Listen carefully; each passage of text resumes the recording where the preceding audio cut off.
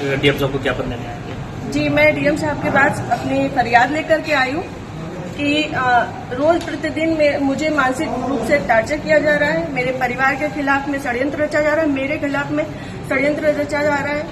और ये षड्यंत्र के सूत्रधार जो है वो आदरणीय हमारे पूर्व सांसद सुब्रत पाठक जी, जिन्होंने हमारे गेस्ट हाउस को लेकर के हमें ये कहा कि हम भूमाफिया हैं।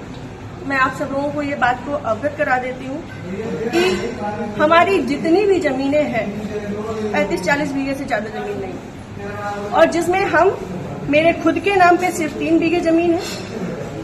और 3 बीघे जमीन वाली महिला कैसे भूमाफिया हो सकती है?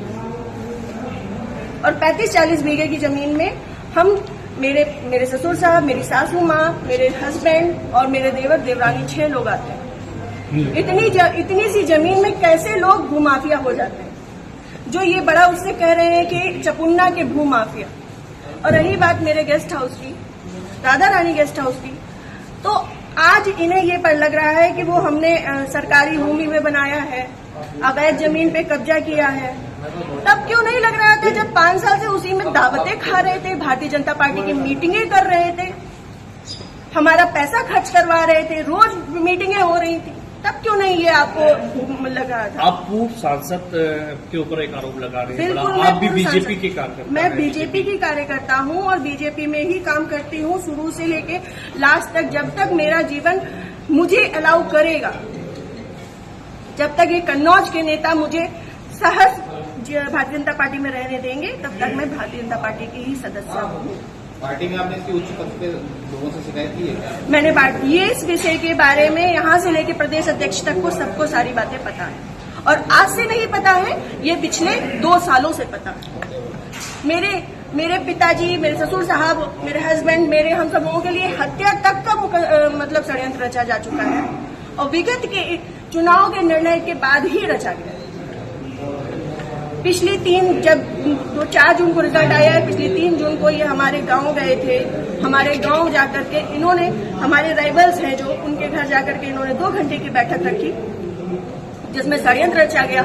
और उसके बाद ही उसी दिन इनके एक प्रमुख कार्यकर्ता कहिए, चमचे कहिए, कुछ भी कहिए, वो जीतू त्रिपाठी, उन्होंने मेरे ससुर साहब को फोन किया, जिसकी मैं रिकॉर्डिंग आप सबको भेजूंगी और चाहूंगी कि मीडिया में आप चलाएं।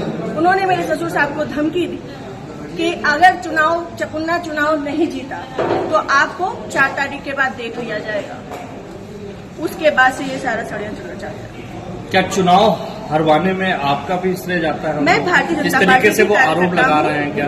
वो कुछ भी कहे, वो तो ये भी कह रहे हैं कि भाई नेहा त्रिपाठी ने 20 लाख रुपए ले लिए थे सपा से। वो तो उनका मुंह है, कुछ भी कह सकते हैं। पर मैं भारतीय जनता पार्टी की कार्यकर्ता हूँ और सभी लोग सोशल मीडिया जानते हैं, चलाते हैं, सभी लोग मेरी आईडी में देख सकते हैं कि मैंने किस तरीके से काम किया है। मैं सुब्रत पाठक के लिए काम नहीं करती, मैं भारतीय जनता पार्टी के लिए काम करती हूँ।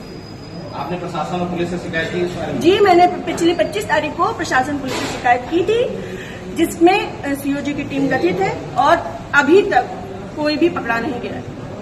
क्या मानती है पुलिस, प्रशासन और पुलिस दोनों लापरवाही कर रहा है? संभवतः हो सकता है, क्योंकि जिस हिसाब से अब दिन बीतते जा रहे हैं तो मेरा भी सब्र का पैमाना टूटता जा रहा है, और मुझे, मेरे परिवार को बहुत ज्यादा खतरा है इन लोगों से जो हमारे दुश्मन हैं। क्योंकि सुब्रत पाठक जी ने, हमारे जो राइवल्स हैं, सभी आजीवन कारावास के मुजरिम हैं। सभी आजीवन कारावास के मुजरिम हैं। मैंने इसमें लिख के भी दिया है, संदीप तिवारी, प्रदीप तिवारी, मनोज अग्निहोत्री, ये बलात्कारी केस पे और आजीवन कारावास, गैंगस्टर, इन पे सब तरीके की धाराएं लग चुकी हैं इनमें, ऐसे लोगों के साथ में। और जिसको इन्होंने हम लोगों की सुपारी दी है, अखिलेश यादव उर्फ छक्की, वो इनके, हाँ, यहाँ ठटिया का ही निवासी है, गांव झहुआ, वो इन लोगों के साथ में, सुब्रत पाठक के साथ में भी जेल में रहा है और इन लोगों के साथ में भी जेल में रहा है और अभी फरार है। और इन लोगों की मोटरसाइकिल भी उनके पास है, अभी तक वो भी बरामद नहीं हुई।